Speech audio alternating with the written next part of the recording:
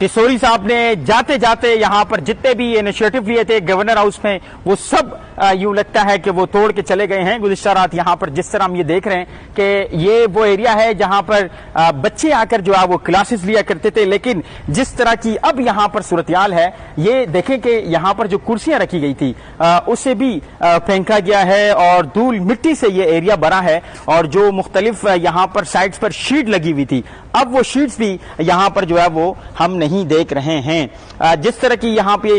ये सूरत-ए-हाल इस वक्त आपको नजर आ रही है, बच्चे यहाँ पर बैठकर जो है वो पढ़ा करते थे। यहाँ पर जो एसी वगैरह की सहूलत थी वो तमाम तर जो है वो यहाँ से निकाल दी गई है। जो सिस्टम से इस तरफ दिखाएं, बाकर रजा साहब प्लीज इधर आए, जरा ये दिखाएं, यहाँ पर सिस्टम पर जो है वो इस टेबल्स पर सिस्टम हुआ करते थे, अब वो तमाम तर जो है वो साइड पर जो है वो स्टॉक करके रखी गई है, यानी ये इस्तेमाल में अब नहीं लाई जा सकती है। इसी तरीके से जहां जहां तक हमारी निगाहें जा रही है तो धूल मिट्टी ही हमें नजर आ रही है और इसके अलावा